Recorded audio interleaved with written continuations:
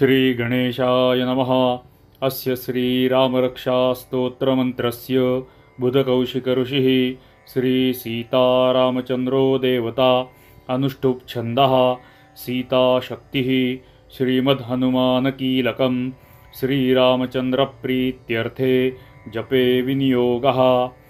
अथ ध्यानं ध्यायेदाजानुबाहुं धृतशरधनुषं बद्धपद्मासनस्थं पीतं वासोवसानं नवकमलदलस्पर्धिनेत्रं प्रसन्नं वामाङ्कारूढसीतामुखकमलमिलल्लोचनं नानालङ्कारदीप्तं ददतमुरुजटामण्डनं रामचन्द्रम् इति ध्यानम्।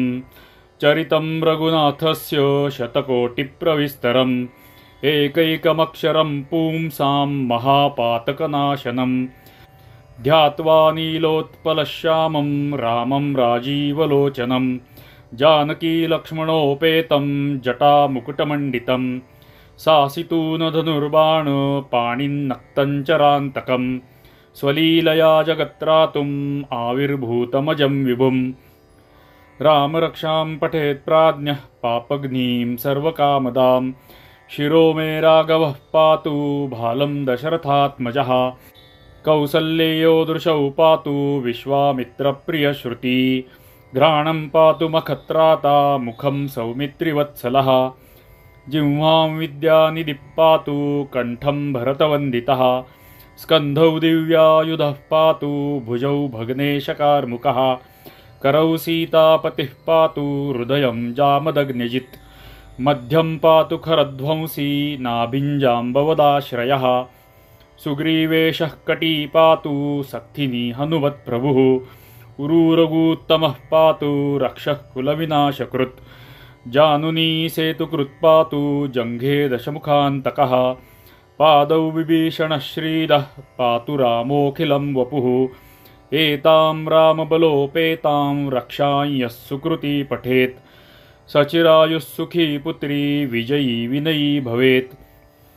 पातालभूतलौ व्योमचारिणश्छद्मचारिणः न द्रष्टुमपि शक्तास्ते रक्षितं रामनामभिः रामेति रामभद्रेति रामचन्द्रेति वा स्मरन् नरो न लिप्यते पापैर्भुक्तिं मुक्तिं च विन्दति जगज्जैत्रैकमन्त्रेण रामनाम्नाभिरक्षितं यः कण्ठे धारयेत्तस्य करस्थाः सर्वसिद्धयः वज्रपञ्जरनामेदं यो रामकवचं स्मरेत् अव्याहताज्ञः सर्वत्र लभते जयमङ्गलम्।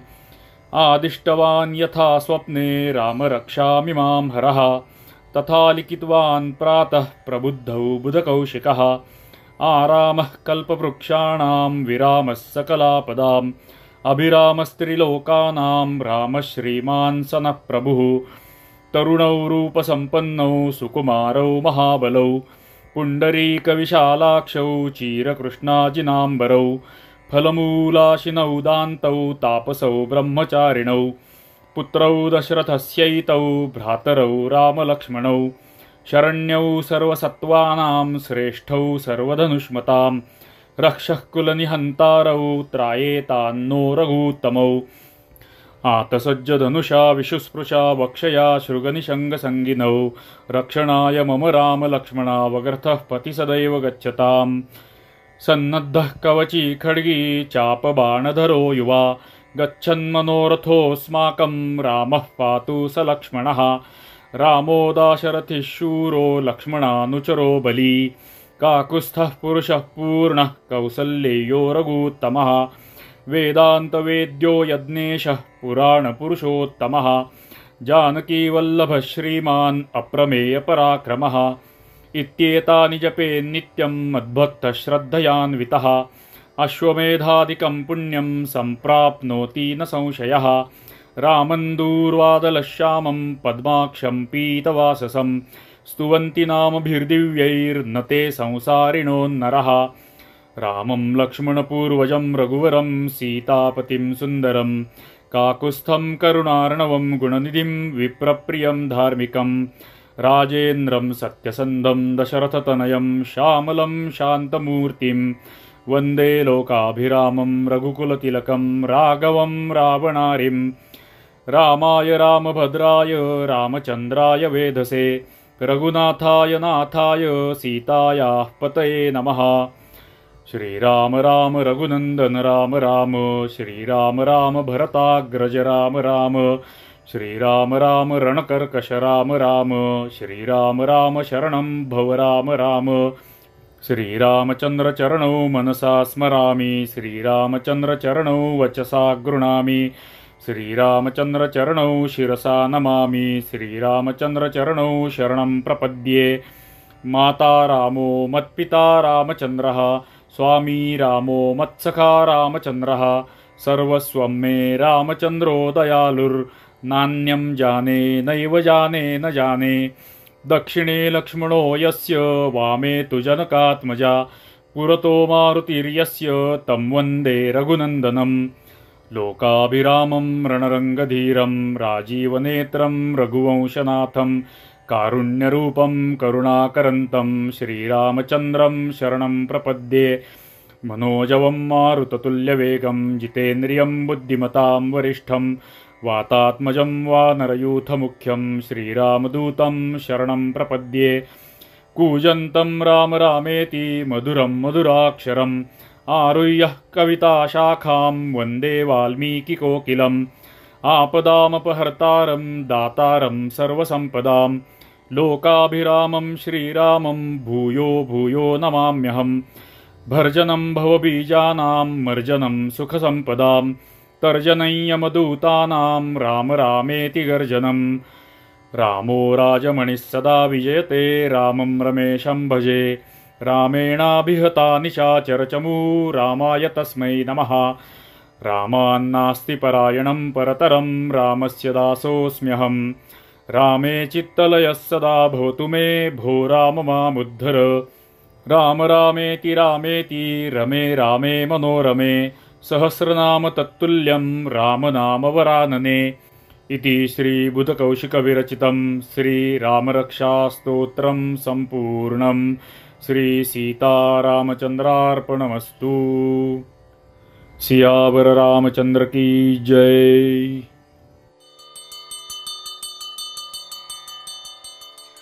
श्री गणेशाय नमः। भीमरूपी महारुद्रा वज्र हनुमान मारुती वनारी अंजनी सूता रामदूता प्रभंजना। महाबळी प्राणदाता सकळा उठवी बळे सौख्यकारी दुःखहारी धूर्त वैष्णवगायका। दीनानाथा हरिरूपा सुंदरा जगदांतरा पाताळ देवता हंता भव्य सिंदूरलेपना। लोकनाथा जगन्नाथा प्राणनाथा पुरातना पुण्यवंता पुण्यशीला पावना परितोषका। ध्वजांगे उचली बाहो आवेशे लोटला पुढे काळाग्नी काळरुद्राग्नी देखता कापती भये। ब्रह्मांडे माईले नेणो आवळे दंतपंगती नेत्राग्नी चालिल्या ज्वाळा भ्रुकुटी त्राठिल्या बळे। पुच्छते मुरडिले माथा किरीटी कुंडले बरी सुवर्णकटिका सोटी घंटा किणकिणिना गरा। ठकारे पर्वता ऐसा नेटका सडपा तळू चपळांग पाहता मोठे महाविद्युल्लते परी। कोटीच्या कोटी उड्डाणे झेपावे उत्तरेकडे मंद्राद्री सारिखा द्रोणू क्रोधे उत्पाटिला बळे। आणिला मागुती नेला आला गेला मनोगती मनासी टाकिले मागे गतीसी तुळणा नसे। अणुपासोनी ब्रह्मांडा एवढा होत जातसे तयासी तुळणा कोठे मेरुमंदार धाकुटे। ब्रह्मांडा भोवते वेढे वज्रपुच्छे करू शके तयासी तुळणा कैची ब्रह्मांडी पाहता नसे। आरक्त देखिले डोळा ग्रासिले सूर्यमंडळा वाढता वाढता वाढे भेदिले शून्यमंडळा।